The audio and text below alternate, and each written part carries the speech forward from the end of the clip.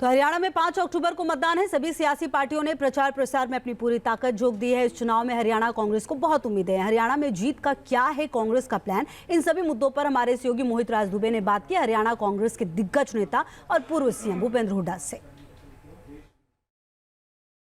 नमस्कार, आपका स्वागत है। मैं हूं मोहित राज दुबे। जी हां, विधानसभा चुनाव के मद्देनजर हरियाणा में सभी सियासी दलों ने पूरी ताकत लगा दी है।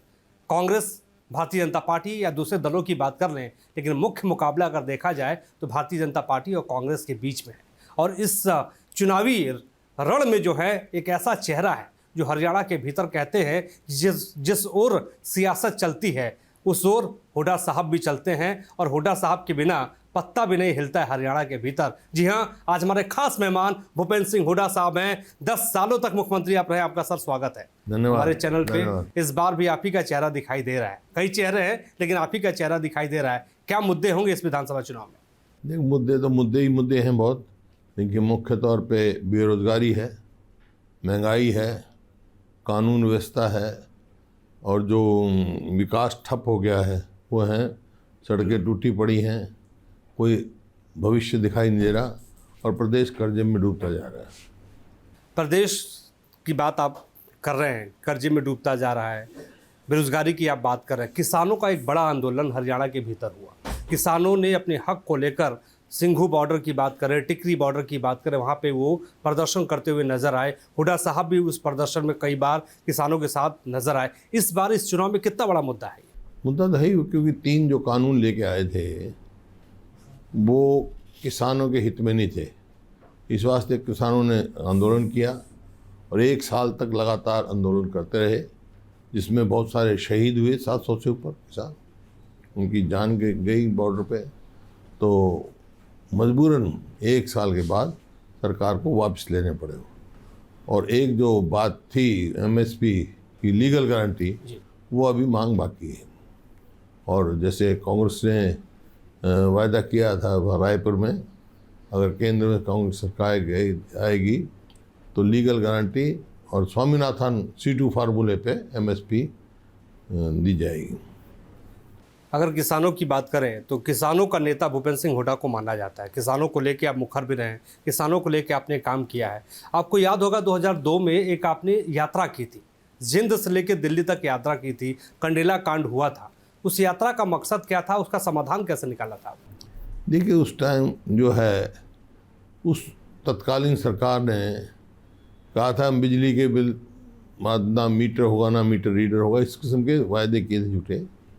और फायरिंग में काफ़ी लोग मरे थे वहाँ जींद जिले में, कंडेला में ख़ास तौर पे। और इस वास्ते वहाँ से धरना किया था हमने एक दिन, वहाँ से फिर दिल्ली यात्रा की थी। यात्रा तो किसानों की आवाज़ देखी जी, लेकिन किसानों का बिल का बकाया था जब आपकी सरकार थी, 1600 करोड़ रुपए बकाया था, पैसा आ नहीं रहा था। किस रणनीति के तहत जो है 1600 करोड़ रुपये आपने माफ़ कर दिया था? हालांकि उस टाइम मैंने किसी से वायदा नहीं था, लेकिन क्योंकि जब मैं पैदल आ रहा था तो बहुत सारे लोगों ने कहा कि हमारा बिल इतना है, हम अपनी ज़मीन बेच दें, जब भी नहीं हो सकता। तो इस वास्ते इस बार किसानों के लिए क्या सोच रहे हैं, क्या करने वाले हैं? नहीं, किसानों को तो ये है कि हम प्रदेश में कोई ना कोई ऐसा कानून बनाएंगे जो एमएसपी की उनको लीगल गारंटी मिले। हालांकि ये तो एमएसपी की तो केंद्र सरकार काम है, तो एमएसपी मिले जितनी भी है। हमारा क्योंकि राहुल जी जो हैं वो मजबूत नेता उभर के उतरे हैं विपक्ष में, हम पूरा दबाव देंगे केंद्र सरकार पे कि एमएसपी की लीगल गारंटी दें। ये तो आपने किसानों की बात कर दी। युवा आपको देख रहा है, इस बार युवा हुड्डा साहब को देख रहा है, कांग्रेस पार्टी को देख रहा है। युवाओं के लिए तो बहुत कुछ आपने अपनी सरकार में किया, 10 साल के भीतर किया। राहुल गांधी में भारत जोड़ो यात्रा में जो हमने कवर किया था उसमें भी युवाओं की बात कर रहे थे। हुड्डा साहब की अगर सरकार बनती है, कांग्रेस की अगर सरकार बनती तो युवाओं के लिए क्या करने वाले आप?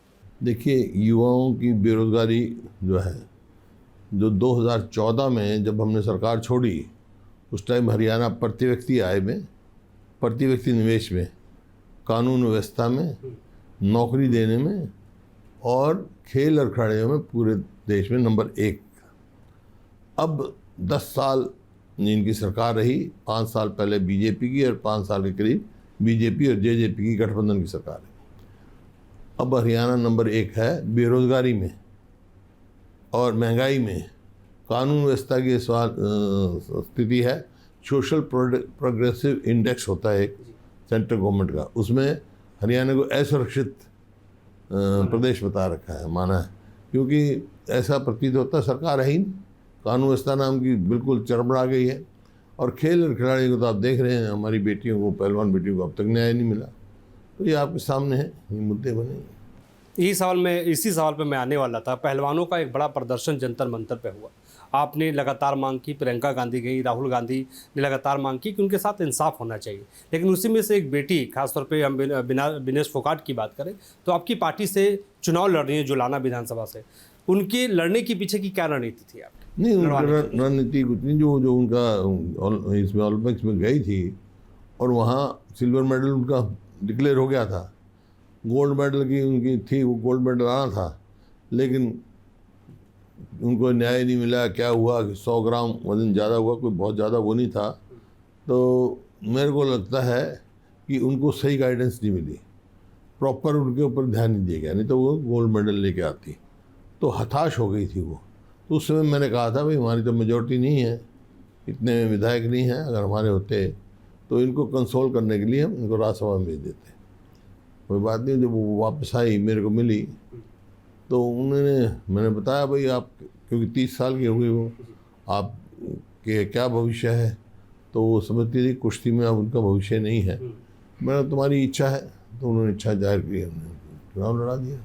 तो आपको लगता है कि वो इम्पैक्ट डालेंगी दूसरे विधानसभा क्षेत्रों में? इम्पैक्ट का सवाल नहीं, उनको दूसरे खिलाड़ी हैं, उनको प्रेरणा मिलेगी इस बात से कि भाई हम खिलाड़ियों को ध्यान रखते हैं, क्योंकि हरियाणा जो है वो जय जवान जय किसान और जय पहलवान का प्रदेश है। मैं इसी पे आने वाला था। जय पहलवान की बात आप कर रहे हैं, जय जवान की बात कर रहे हैं, जय किसान की तो बात आपने कर दी।